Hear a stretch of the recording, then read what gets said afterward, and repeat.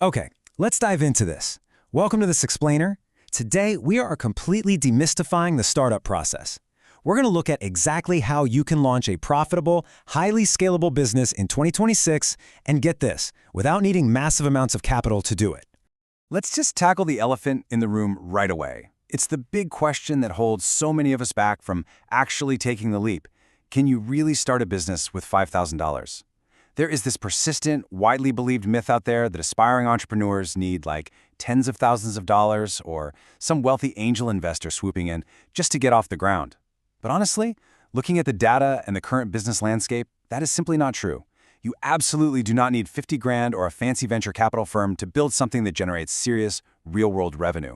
In fact, 5 grand isn't just some compromise. It is actually the perfect lean launch budget. Think about it. Starting with this exact limited amount literally forces efficiency. It forces you to make incredibly smart, strategic decisions right from day one, rather than just throwing money at your problems.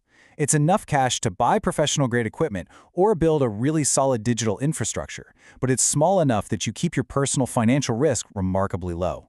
Win-win, right? So here is our playbook for today.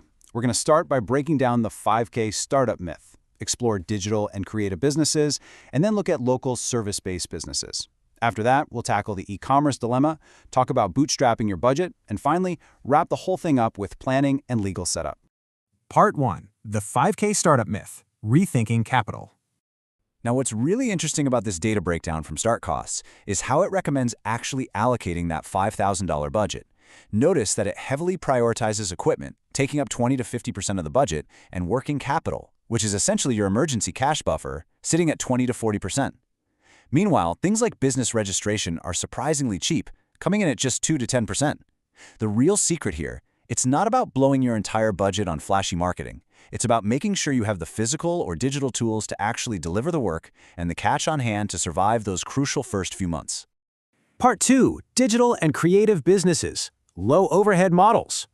If you're looking to operate mostly online, there are some fantastic, highly scalable options out there. Take a micro-creative agency, for example. Instead of just offering freelance design here and there, you can bundle your services. Think about packaging your branding design with, say, website copywriting into one cohesive offer for a flat fee. Or, if you're more of a systems thinker, consider a Notion-based CRM setup. You can literally build lightweight, custom customer relationship management systems for solo professionals who know they need a CRM but absolutely hate dealing with complicated enterprise software.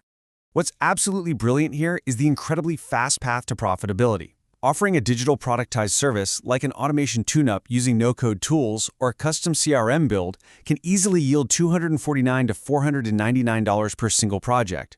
And because you're using digital platforms like Notion or Airtable, your physical overhead is practically zero.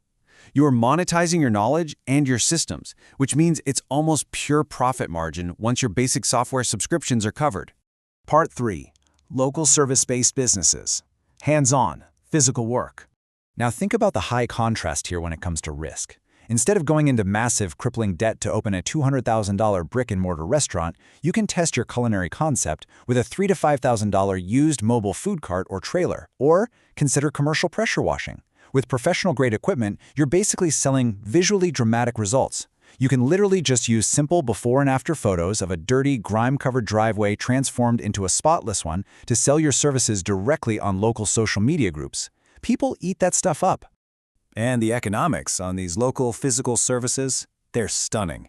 Services like commercial pressure washing can generate anywhere from $150 for a standard residential driveway way up to $2,000 for a massive commercial parking lot gig. Think about that for a second.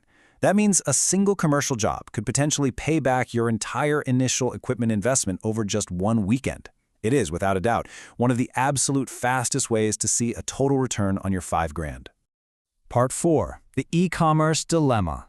Dropship versus inventory. And this brilliantly illustrates the two sides of the e-commerce coin. On one side, we have dropshipping, where a supplier in another country ships directly to your customer.